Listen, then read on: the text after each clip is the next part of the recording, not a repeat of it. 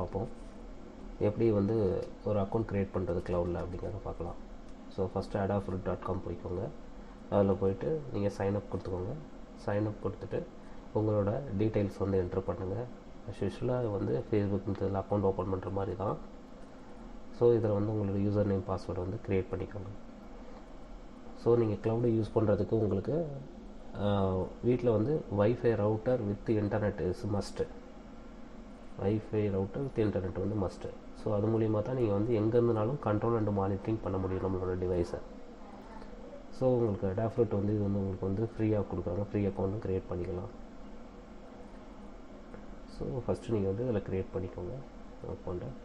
So create account கொடுத்த உடனே உங்களுக்கு உள்ளே லாகின் ஆகிடும். ஸோ லாகின் ஆனவுடனே உங்களுக்கு ரைட் கார்னரில் Adafruit IO கீன்னு இருக்குது. ஸோ அந்த 2 கீ வந்து கான்ஃபிடென்ஷியலாக வச்சுக்கோங்க. இதான் உங்களோட யூசர் நேம் பாஸ்வேர்டு உங்கள் க்ளவுட் அக்கௌண்ட்டுக்கு. ஸோ நீங்கள் வந்து எந்த டைம்லையும் இதை நீங்கள் மேனேஜ் பண்ணிக்கலாம். அடுத்து வந்து எப்படி வந்து இதில் வந்து டாபிக்ஸ் ஆர் ஃபீல்ட்ஸ்னு சொல்லுவோம். இதை எப்படி க்ரியேட் பண்ணுறது அப்படிங்கிறது. நம்ம டிவைஸோட ஐபியில் போய்ட்டு லாகின் பண்ணிக்கோங்க. ஸோ லாகின் பண்ணிவிட்டு அதில் செட்டிங்ஸ் போனீங்கன்னா செட்டிங்ஸ் போனீங்க அப்படின்னா நெட்வொர்க் கான்ஃபிகரேஷன் பேஜ் போங்க. ஸோ இதில் தான் வந்து இந்த க்ளவுடோட டீட்டெயில்ஸ் வந்து என்ட்ரு பண்ணணும். இல்லை இந்த டாபிக்ஸ்ன்னு சொல்கிறோம் இல்லையா, டிவைஸ் 1, டிவைஸ் 2, டிவைஸ் 3, டிவைஸ் 4 ரிப்ளைன்னு இருக்குல்ல. ஸோ இதே வந்து அப்படியே நீங்கள் வந்து க்ரியேட் பண்ணணும். Adafruitல க்ரியேட் பண்ணணும். ஸோ அது வந்து க்ரியேட் நியூ ஃபீடுன்னு போயிட்டு டிவைஸ் 1 எல்லாமே வந்து கேஸ் சென்சிட்டிவ், அதாவது வந்து அப்பர் கேஸில் தான் கொடுக்கணும். கேபிட்டல் லெட்டர்ஸில் கொடுங்க. அடுத்து டிவைஸ் 2 இது எதுக்கு கொடுக்குறோன்னா device 1 for relay 1, device 2 for relay 2, device 3 for relay 3 and device 4 for relay 4 அப்படிங்கிறது தான்.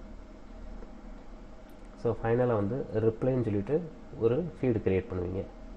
இது வந்து என்னென்னா டிவைஸ் ஃபீட்பேக். உங்களோட நம்மளோட சிஸ்டத்துலேருந்து உங்களுக்கு க்ளவுடில் வந்து ரிப்ளை கொடுத்துக்கிட்டே இருக்கும் நீங்கள் ஒவ்வொரு கமெண்ட் அனுப்ப. ஸோ ஃபஸ்ட்டு ப்ளே ஸ்டோரில் போயிட்டு IoT MQTT பேனல்ங்கிற இந்த ஆப் வந்து இன்ஸ்டால் பண்ணிவிடுங்க. ஸோ ஒன்ஸ் இன்ஸ்டால் பண்ணிட்டீங்க அப்படின்னா உங்களுக்கு இந்த மாதிரி காட்டும். ஸோ அதை ஓப்பன் பண்ணிவிட்டு உங்களுக்கு லெஃப்ட் சைடு பாட்டம் கார்னரில் இருக்க செட்டிங்ஸ் பட்டனை வந்து கிளிக் பண்ணுங்கள்.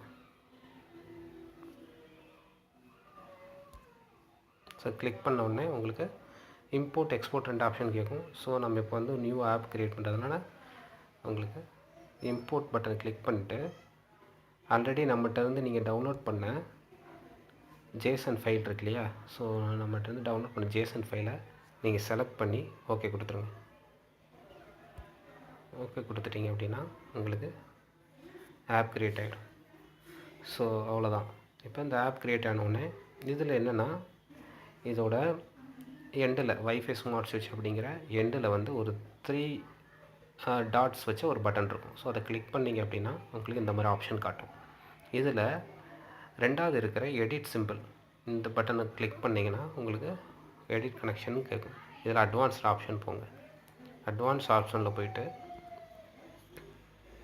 இப்போ உங்களுக்கு Adafruitல நீங்கள் க்ளவுட் அக்கௌண்ட் ஏற்கனவே க்ரியேட் பண்ணியிருப்பீங்க இல்லையா, ஸோ அதில் போனீங்கன்னா உங்களுக்கு வியூ Adafruit IO கீன்னு இருக்கும். ஸோ இதில் உங்களுக்கு யூசர் நேம் பாஸ்வேர்டு கொடுத்துருப்பாங்க. இது உங்களோட யூசர் நேம் பாஸ்வேர்டை நீங்கள் சேஞ்ச் பண்ணிடுங்க.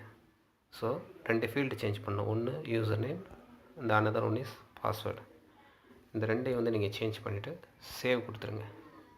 சேவ் கொடுத்த உடனே உங்களுக்கு சேவ் ஆகிடும். சேவ் ஆனவுடனே திரும்ப கிளிக் பண்ணிங்கன்னா உங்களுக்கு உள்ளே போயிடும். ஸோ அந்த மேலே ஒரு சிம்பிள் இருக்குது, வைஃபை ஸ்மார்ட் ஸ்விட்ச் பக்கத்தில் ஒரு க்ளவுட் சிம்பிள் காட்டுது இல்லையா. ஸோ இப்போ அதை கிளிக் பண்ணுறேன். இப்படின்னா டிஸ்கனெக்டட்னு அர்த்தம். அதாவது உங்களோட யூசர் நேம் பாஸ்வேர்டு வந்து தப்பாக இருந்துச்சுன்னா இந்த மாதிரி காட்டும். ஸோ நான் இப்போ கொடுக்குறேன், கனெக்ட் ஆகிடுச்சு. ஸோ கரெக்டான யூசர் நேம் பாஸ்வேர்டுனா உங்களுக்கு இந்த மாதிரி டிக் சிம்பிள் ஆரஞ்சு கலரில் காட்டும். ஓகேங்களா.